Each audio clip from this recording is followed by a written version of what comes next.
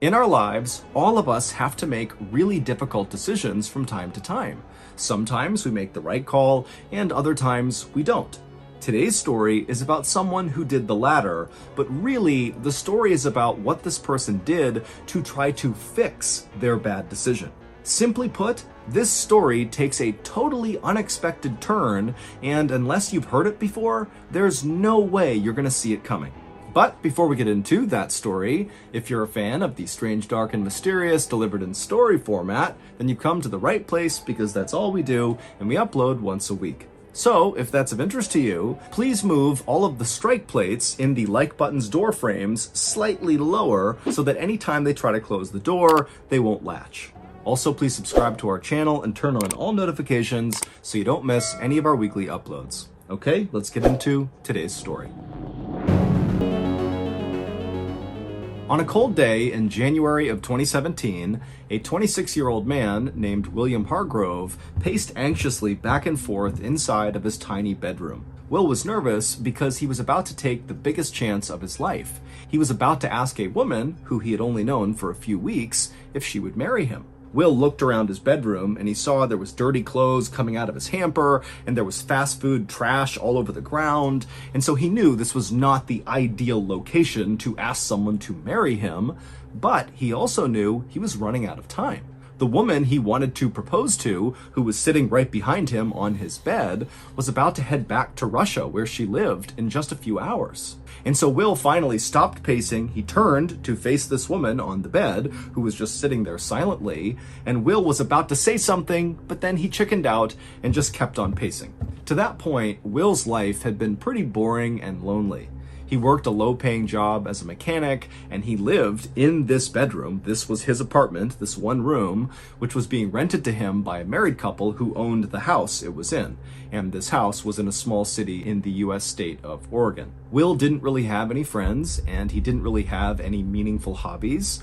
All he really had was his intense love of science fiction and fantasy. He would lose himself for hours watching movies about outer space and strange, distant alien planets and magic, and then often, after he would watch these movies, he would walk into the forest near his house, and he would just kind of wander around daydreaming about these movies, and he would pretend he was the hero from these movies, and suddenly in his mind, Will would become a sorcerer with great powers, or a brilliant scientist who went back in time to save the world. But as much as Will loved daydreaming and fantasizing, what he really wanted was a wife and kids. And so recently, he had joined an international dating website, and it was through that website that he connected with 26-year-old Anna Repkina from Russia, who was the woman sitting on the bed behind him. And now, if Will could just muster the courage to pop the question to her, he was confident she would say yes, and he could finally start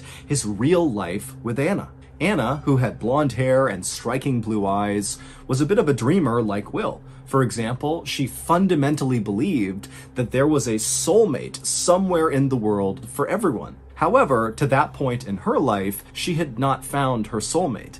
Instead, she had been through one bad breakup after another. But a few weeks earlier, when a short, stocky, bald guy with a bushy goatee, Will, had reached out to her on an international dating website and invited her to America to visit him, she believed it was fate that they were being brought together, and so Will had to be her soulmate. Will finally stopped pacing and turned again to face Anna, who was now reading a book on the edge of the bed.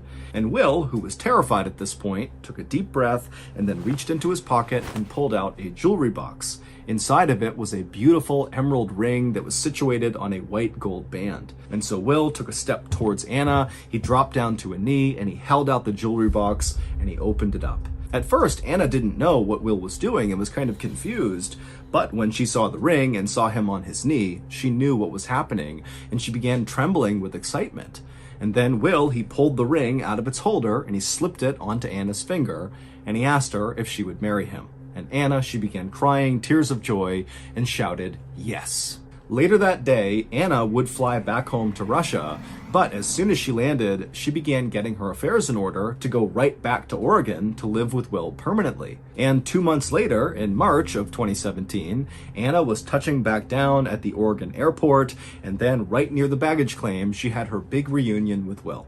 That evening, when Anna and Will drove from the airport to Will's place, they parked the car, they got out, they grabbed Anna's luggage, they went up the front steps, and when Will unlocked the front door to go inside of the house to make their way up to his bedroom apartment, as soon as the door swung open, there was a woman standing in the doorway with her arms crossed, staring out at both of them. This woman was 34-year-old Michelle Chavez, and she and her husband were the married couple who rented the bedroom apartment to Will. Michelle had dark hair and piercing eyes, and even when she was being pleasant, she could be very intimidating. And right now, it was obvious she was not trying to be pleasant.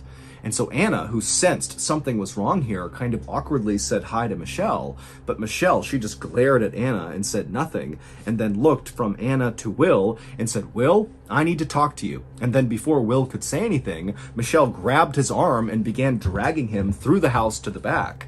And as Will is kind of stumbling along after Michelle, he tried to be calm and told Anna, "Just go ahead and take your stuff up to the room. I'll be up there in a minute." And so Anna, she's very confused about what's happening here. She does not understand this dynamic at all, but she began taking her suitcases and marching over to the side of the house where Will's bedroom was. And as she did this, she could hear on the other side of the house, Michelle really yelling at Will, but Anna couldn't make out what Michelle was actually saying. And so at some point, when Anna was now inside of Will's bedroom, just kind of waiting, Will finally did come into the bedroom with his head hung down low, and Anna could just tell that, obviously he's just been yelled at, he looks defeated, and so Anna's trying to make eye contact with him, and finally, Will looks up at Anna, and Anna says, "Hey, what's going on? Why was she so upset? What's happening here?" And in a quiet, trembling voice, Will would tell Anna that Michelle and her husband had just told him that they can't live here anymore. They have to move out. Anna couldn't believe this. She had just flown across the world to be here with Will, and now they don't have a place to live. But she could tell, obviously, Will is really upset about this too. And so instead of just being mad at him, she said, "What's going on? Why is she kicking us out?" And at first, Will kind of acted like he didn't really know. But then eventually, when Anna kept asking for more information, he would tell her that Michelle sort of had a crush on him. And when she saw Anna moving in with Will, she became really jealous and told them to leave. When Anna brought up the fact that Michelle was married, Will said, "I know, she's married, the crush hasn't gone anywhere, but she still feels really jealous." Anna was obviously really upset about this situation, but after Will had explained what's going on with Michelle, Anna wasn't mad at Michelle, she actually felt kind of bad for her. It was sort of pathetic that this married woman was acting the way she was. And so Anna actually figured that really this is probably for the best, that we should get away from Michelle. And within a few days, Anna and Will had moved out of Michelle's place and found a place of their own in a neighboring town. And as soon as they were settled inside of there, it was like relief washed over both of them. And they both became really excited to plan their wedding and think about their future together.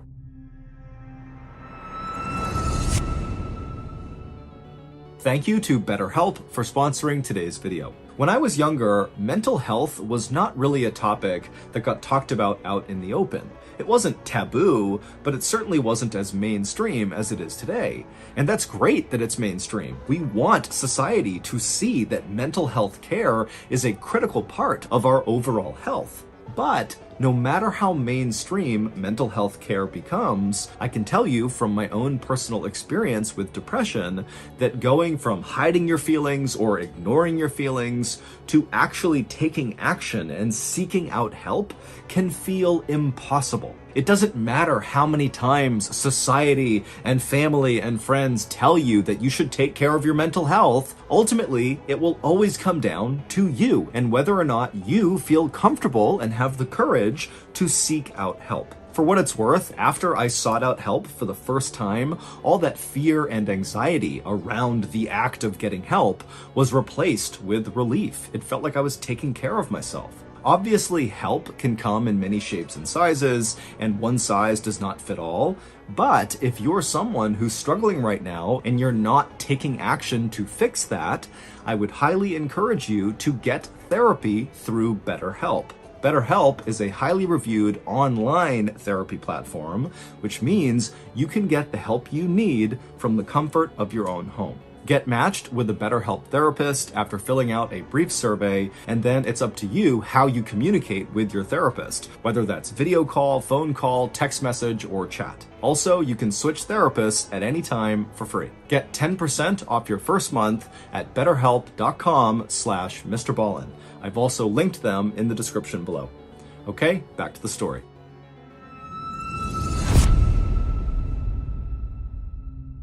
A few weeks later, on March 25th, 2017, Anna woke up early and put on her beautiful, simple white wedding dress that she brought from Russia, and then she and Will piled into his car and they headed to the beach. The couple had decided to go with a very simple, intimate outdoor wedding ceremony led by an officiant. An officiant is someone who can legally conduct a wedding. When the couple arrived at the beach, Anna hopped out and immediately began walking over the sand towards the water, and Will stayed back to call the officiant because he didn't see him anywhere. And so when Anna reached the water, she took in the beautiful sights and sounds of the beach. She felt the sun on her face and she listened to the sound of the waves crashing. And it was like suddenly she realized how lucky she was. I mean, this wedding day was turning out to be perfect when over the past couple of weeks, she wasn't sure if it was even going to happen. Even though Anna and Will had left Michelle's house and had no contact with her, over the past couple of weeks, Michelle had become a sort of thorn in their side, sending Anna all these really threatening messages, things like demanding that Anna share Will with her, or else she'll do something awful. And so Anna is thinking that Michelle is going to find a way to sabotage their wedding, but here they were on the beach about to get married with no Michelle in sight. And so at some point, Anna looked along the beach and saw a little bit farther along were the two friends that she and Will had invited to be a part of their wedding. And so Anna ran over to them and she hugged them and began chatting with them. And as she's chatting, she looks up and she sees Will coming down onto the beach and he's on his cell phone. And Anna can't tell what he's saying. He's too far away, but it's obvious there's something wrong. And by the time Will actually got up to the group, he had hung up his phone, but it was very obvious he was really upset. And as soon as he reached the group, he would announce to Anna and their friends that the officiant was not going to be able to make it. And so unfortunately, the wedding was off, at least for now. Now, Anna was totally crushed by this, but she could tell Will also was totally crushed by this. And so instead of crying and making Will feel worse, Anna put on a brave face and told Will, "Don't worry about it. We will find another officiant. We'll reschedule this. It will be fine." And so Anna and Will's friends, they said bye and they headed their way. And Anna and Will had a very somber walk along the beach back to their car. But on the drive from the beach back to their apartment, they would stop at a fast food restaurant, McDonald's, and they would get some food. And by the time they had made it back to their apartment, they were laughing about how ridiculous it was that they were eating fast food in their wedding clothes. A couple weeks later, Anna was still in the process of rescheduling their wedding, and she was starting to feel very frustrated with Will. Over the last week or so, Will, instead of helping her with the wedding, was spending much of his time outside of the apartment, pacing around, chain smoking, while talking to someone on the phone. Now, Anna didn't know who he was talking to, but based on how stressed out he seemed, Anna assumed he had to be talking to either Michelle or talking to someone else about Michelle. Regardless, Anna knew this had to, in some way, be connected to Michelle. However, whenever Anna would approach Will and ask him why he was so stressed and whether or not he was still in contact with Michelle, Will would try to change the subject, or he would just clam up and not talk at all. But finally, on April 16th, so 3 weeks after the couple's first failed wedding attempt, Will would approach Anna and ask her very sheepishly if she would come with him on a walk through the woods, because he had something important he wanted to tell her. Now, Anna knew that Will loved walking in these woods. He still went off and daydreamed after his movies. And so she knew that if he's asking her to go out there to talk, that this was going to be a very serious conversation, most likely about Michelle and whatever's going on. And so the couple piled into Will's car and they drove to the parking lot right near the woods. They got out, they hopped on a path, and they began walking into the trees. And for a while, they didn't really talk to each other. They just walked quietly side by side through the woods. But at some point, Will began to slow down and then finally came to a full stop, at which point Anna stopped too, and she turned to face him. And when she did, Will paused for a moment and then, with a shaky voice, told Anna that he felt like they rushed into their relationship and he wanted to call off the engagement. Anna was so caught off guard and heartbroken by what she was hearing that she couldn't say anything. She just stood there in stunned silence and then finally just turned around and stormed off away from Will deeper into the woods until she was out of Will's sight. The next day, when Will woke up, the first thing he did was pick up his phone and text Anna. But Anna didn't write back. And so as Will is laying in bed, he couldn't help but feel this overwhelming sense of regret about the decision he had made the day before. He wanted Anna back. So, over the course of the next several hours, Will would send Anna a series of increasingly more desperate-sounding text messages, pleading with her to just talk to him, please. But she didn't respond to any of his messages. And so Will decided that the only way he could get Anna back would be if he did something big. So he hopped out of his bed, he grabbed his cigarettes, he went outside, and he began pacing and chain smoking, trying to come up with whatever big idea was going to get Anna back.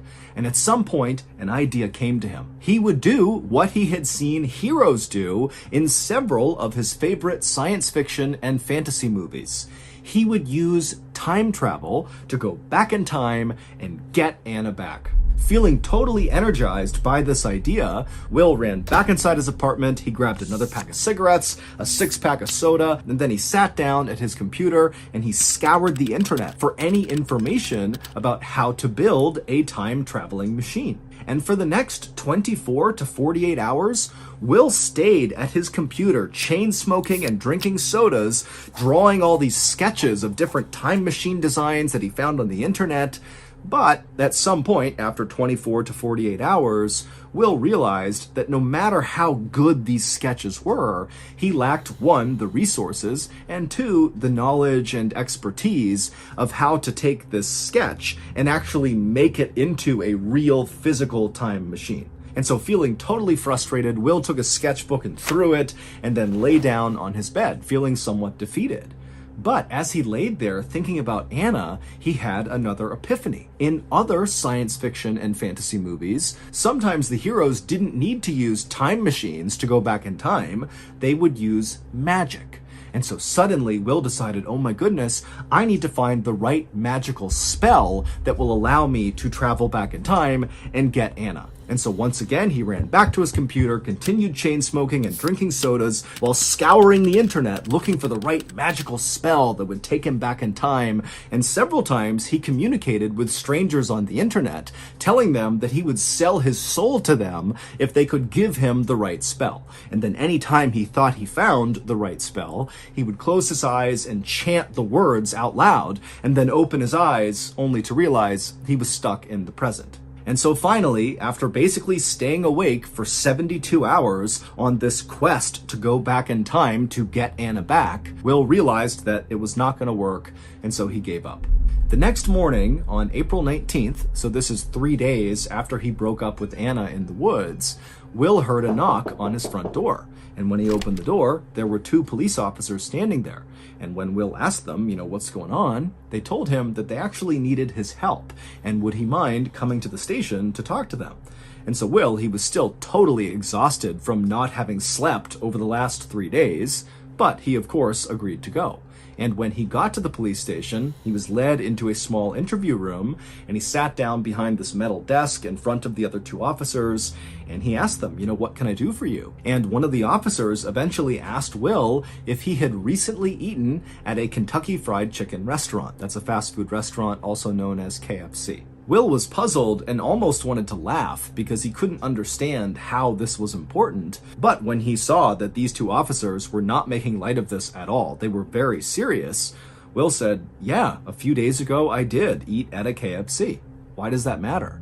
To understand why it mattered, we need to understand the relationship between Will and Michelle. It would turn out Michelle did not just have a crush on Will.